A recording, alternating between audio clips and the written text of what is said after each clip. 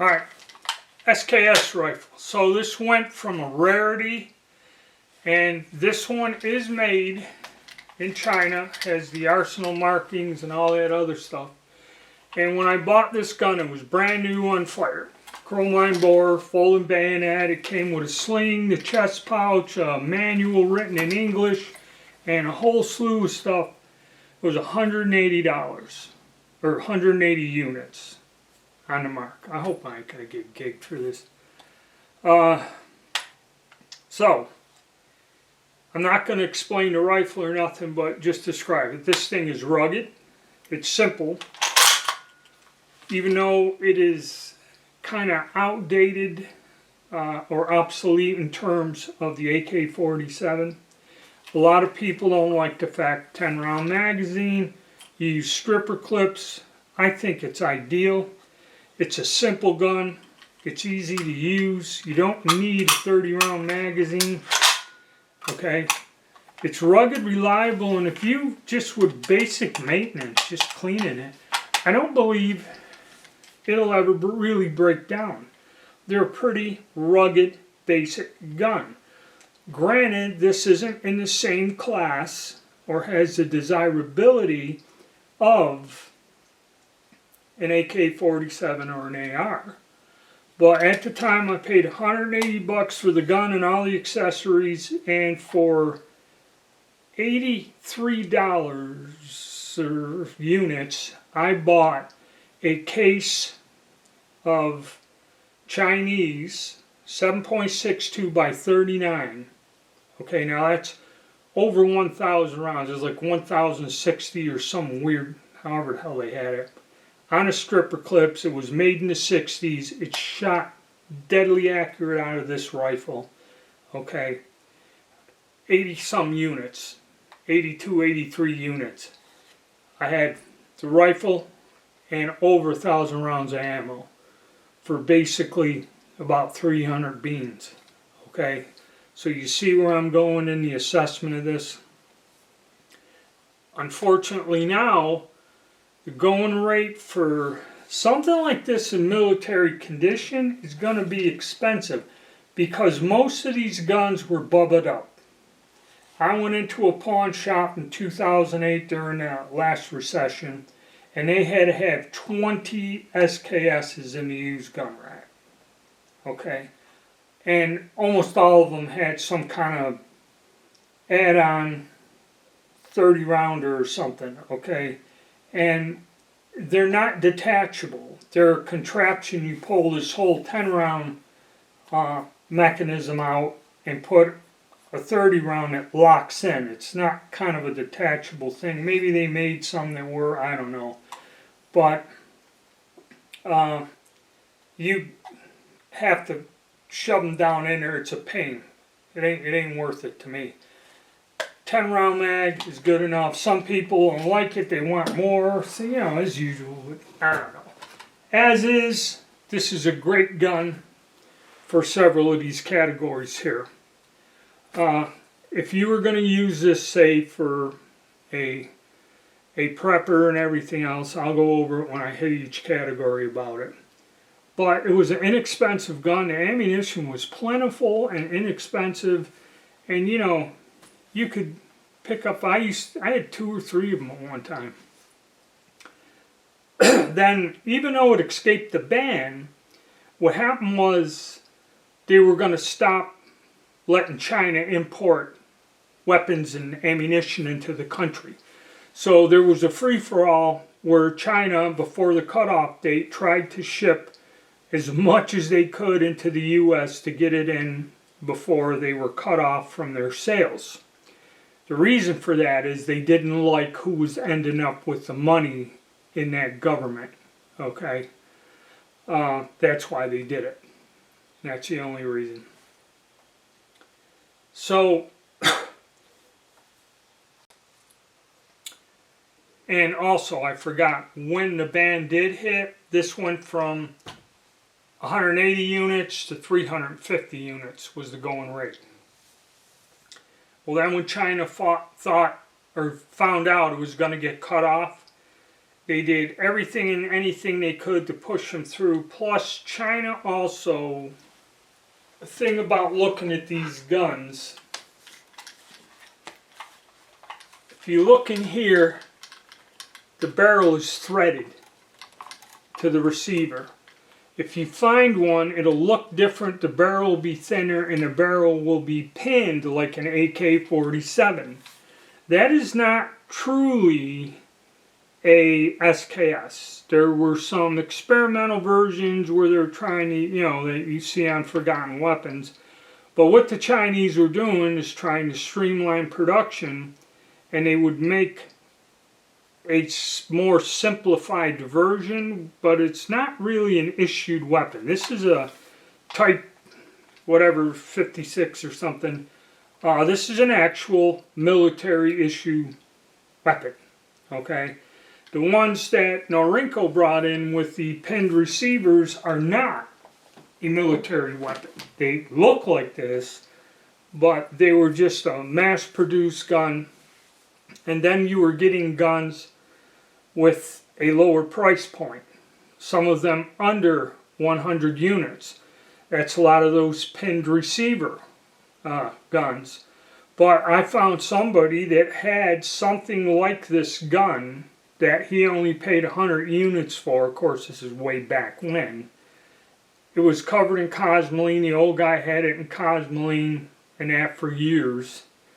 Okay, never fired it, and then after 20 years he decided he wanted to clean the grease out of it, and he had me do it, and then had me install some kind of weird 30-round magazine that you had to use a thing to load it, and I said, whatever you do, don't lose this. And what does he do? He calls me back 2 months later, I lost the little thing, I'm trying to load it, and I don't know where it is. I said, I don't think they've manufactured that style magazine for over 10 years. You're not going to find that part. But it was an actual, it wasn't marked with the Chinese markings. It was marked Norinco. And I think it had a plastic upper handguard. But it was a good gun. So they're out there. I thought all of them were the pinned variety. I don't quite like them. But yeah, there was $100. So it went down to the bargain basement. There are people out there, bought 4 or 5 of them. Had a ton of them. A lot of them got bubbled up with, first thing most people do is take the folding bayonet off. You don't really need it. Then they'll go and change the stock. There's folding stocks. There's mount scopes on it and all kinds of fun stuff. And it's hard to find them like this in the original condition, which kind of adds a little bit of value to them. Okay? And so you had this price drop. Okay, and that's when they flooded the market. Then, of course, as time goes on, you have, by about 2010 or so, whatever, then there's another panic. Everyone's going crazy. And then the price of these start going up in the $800, $900. AR-15s are over a K. AK-47s are pretty close to a K. Alright, everyone went berserk with them during the panic buys. And as of now, 2026, the going rate, I think I just went last night and seen where Atlantic Firearms had them for 650 units. But the ones coming in now are beat up, rusted, the finish wore off, and they were getting a little money from them. And when you looked at them, you could see where they were sprayed with some sort of a dull finish on there, be it Duracoat or something, who knows. But they were probably taken, cleaned up, and refinished to make them look better. But a lot of them coming in, they want some good money for them, and they're beat up. You're not going to find them like this. To find one in this nice new condition, you're not going to be able to go to the store and get a brand spanking new one. You know, something that somebody stocks regularly. You may find some that are still in the box and still new and unfired, but they're going to cost you some money. Okay? So, inexpensive, pretty rugged and reliable. It's easy to maintain. You know, it's kind of hard to break it, you know. So, if you were going in survival mode, probably a spare firing pin and some small things set on the side, just in case, would be a good thing. And then again, parts. People were doing weird conversions and screwing with the trigger and hammer, okay, to do illegal things with them. And it come to a point where you couldn't find those fire control group components because people were trying to do this and then would screw it up and then, you know, had to get new components. And I tried repairing a gun for a guy and it was almost impossible. I couldn't get it right, and then I filed the hammer and or the sear a little too much, and then it didn't work at all. They actually sold a whole lower trigger group with the fire control group in it. They were selling those for a while. I don't know anymore. I haven't done any work or bought any parts or anything with this gun. So let's do the critique end of it now, okay? For shit hit the fan gun, okay? I'm going to say it's a solid 8 on there. The reason I put it at 8 instead of like a 10 is the price. A lot of them have been monkeyed up. In the original condition, I trust this. You know, of course, then again, it's personal choice. But yeah, and they're accurate. These guns are more accurate than an AK-47, and the reason is the design. This is solid steel receiver and a threaded barrel that's attached. Okay, it's solid. An AK-47 with a stamp receiver and the trunnions, no matter what, when you fire that gun, it flexes a little. Now, there's nothing wrong with the stamp sheet metal receiver. Actually, that's how they mass produced them and made them cost less. But it's going to have that inherent accuracy as compared to one, say, the older ones with the milled receivers where the barrel is threaded in. Probably those guns would be more accurate, but the thing is they were old, they cost too much to produce, and you know, they wanted the sheet metal receivers for mass production. So the SKS in general will outshoot an AK. Alright, so I'm going to give that an 8 because of some things. Now, home defense. Okay, a lot of people hate home defense this year. Now, home defense, we're going to go in like 3 or 4 tiers. Alright, something like this, if you live in an apartment or in the city where your houses are close, I'm going to score this like 3 or 2 for home defense. The cartridge is way too powerful, the gun is way too big. If you live in an apartment and set this thing off, the bullet's going to go through and probably strike somebody indiscriminately or by mistake. It's unwieldy to use in a room, okay? Same with if you live in a suburbs or in the city where houses are close together, you know, it's not good. Now you go to where I am, in a different type of development where there's more room around the houses because all the houses here are built on 1 acre lots. So yeah, I got a big yard, but still, the way the houses are laid out, it's 50 feet, 60 feet to the next house to shoot through the back of my house with this. So that's going to ratchet it up to a 5. As far as home defense, if there was some sort of break-in or somebody in a vehicle pulling up to break into the home, maybe. Then we ratchet it up to maybe a 5, but still not the best thing. A shotgun would be better. Pump shotgun. If you have a farm, or a ranch, or if you live to where you have a large property, okay, then yes, now we go to like 9 on the scale. You know, for if you had, you know, say horses, cattle, and that, and you had some sort of a large predator, or you just had people coming out to vandalize or rob you, and you have a large area, or you live in a wilderness like Ted Kaczynski in a shed out in the middle of nowhere, then yes, this goes up to 9 for home defense. Hunting, I'm going to say you can use it for hunting. I'm going to give it a 5 because there's a lot other things you can get right now for less money that are better for hunting than this. And they did make a 5-round block that will go into this magwell.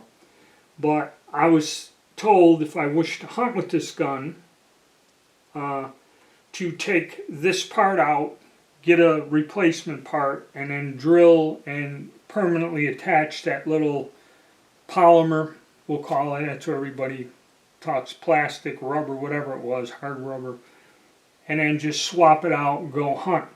Also, ballistically, the 7.62 by 39, it throws a lighter bullet, 128 grain bullet, but it's almost ballistically similar to the 30-30 Winchester, which throws either a 150 generally or 180 grain bullet.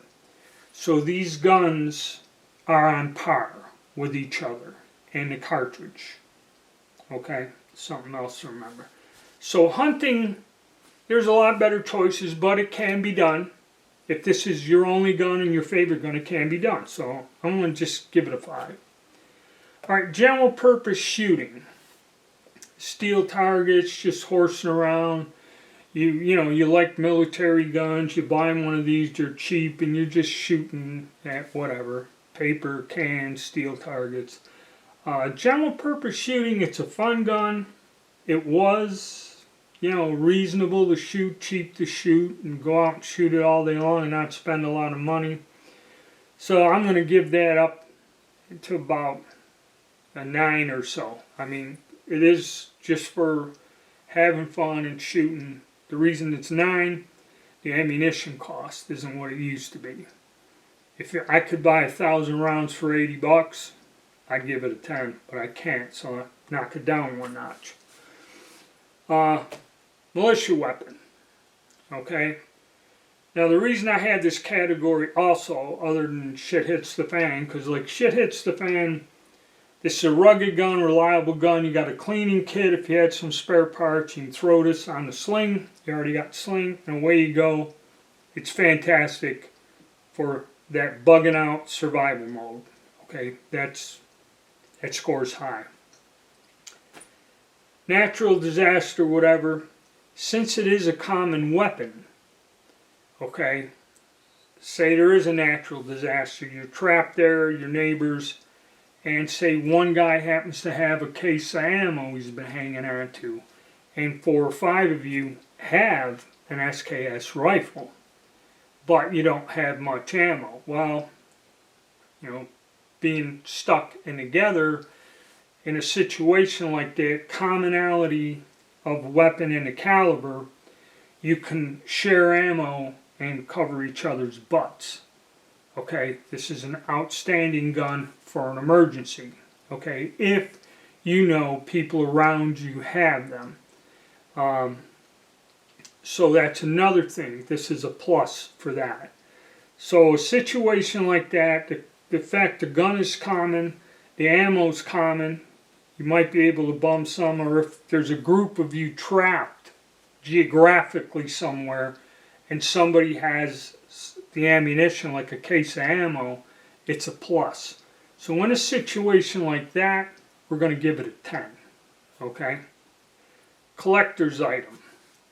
As a collector's item, like I said, there's different types and there's rare versions of this and everything else. So as a collector's item or something that will appreciate and value, okay, and I'm going to knock this back to about an 8 because So you can say when they flooded the market with these, there's different levels of quality control, fit, finish, and design. Okay? So as far as a collector's item, and see when they flooded the market, everyone believes that you can have a rare example and they all think you bought it for $100 out of a department store. So nobody other than a serious collector, and you'd have to find an individual like that. And he'd have to want it bad enough for you to get the money you deserve for your odd collector's item. So collector's item, I'm going to give it, say, 7. Okay? Because I've seen it. I had these out, was trying to sell them, and this guy comes up, well, that's what you want for that? I have 2 of them at home. He probably bought them for $100, and he's trying to calculate and make me an offer and say, well, you know, I'll sell these to you for 300 units, even though you paid 90 units, and you know, and I'm like, no, I'm not selling. I'm not a dealer. I said I just was thinking of liquidating this out of my collection, and so I'm going to give it a 7. Okay, that's why. Now, ammo price and availability. Again, right now you're looking at 65 to 0.75 units around. It's available, but the price ain't like it used to be. And I remember, say 2000, prior to 2008, 2007, 6, 7, Wolf ammo, steel case, which works fine in these guns, and AKs was like 110 units a case of 1,000, you know, and it was all over. It wasn't hard to find. You can walk into the pawn shops, even had them bagged up in cases, you know, on the shelf. Easy to find, relatively easy. But, as we all know, the ammunition crisis during the Plague era was scarce. You couldn't find any ammo. But now it's available. It's plentiful. It's still way more, you know, at 60-some cents around, you know. A K is, you know, that's 600 bills or more for a case. And the brass case stuff, there's a lot more brass case stuff, so if you want to reload, you could. And reloading for this, you can make some match grade ammo. Okay, I haven't gotten there yet because I still have stockpiles of steel cased ammo and old military. I think all the old military stuff I got rid of. There is a lot of the Yugoslavian surplus ammo still available. It is corrosive.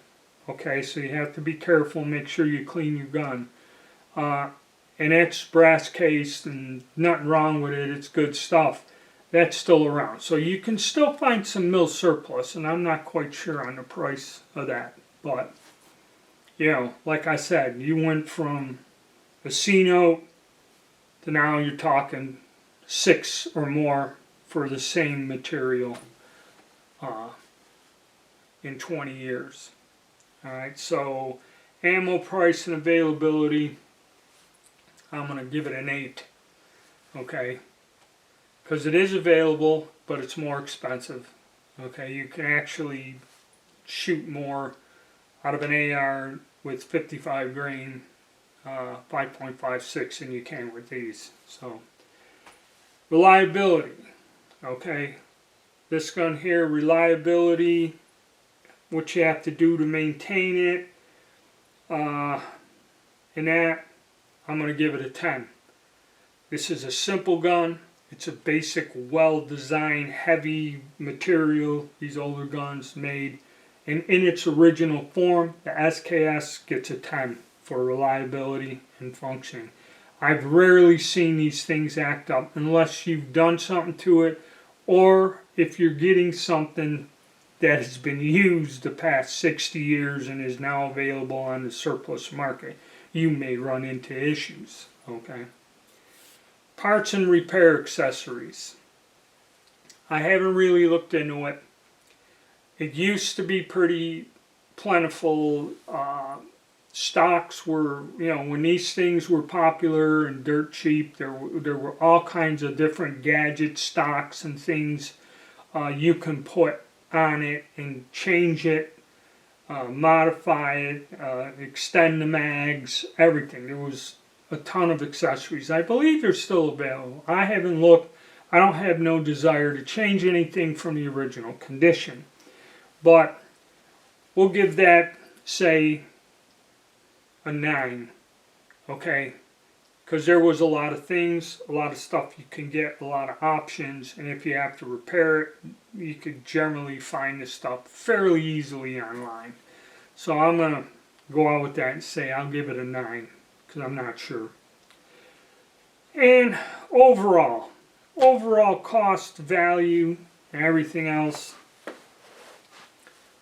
See, when you're sitting there going back in time and remembering, well, 2 bills, 3.5, that's about a week's pay. Okay, so at 6.5, 7, and if it's in good condition or something like that, and not been monkeyed around with or whatever, that's about fair value, paying the full shot.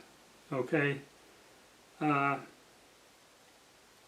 And the thing is, like I said, with the reliability and everything else, if you get one that's working right and hasn't been beat up or worn out, because a lot of guys now are getting the stuff coming in now is pretty well used, and they must be looking far and wide to get them.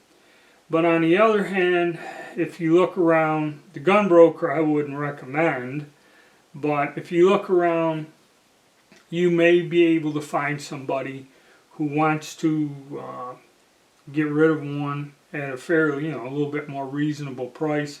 If you can get a nice one that's working for 4 bills, 5, depending on condition and that, then I call it a bargain. I call it really a good deal.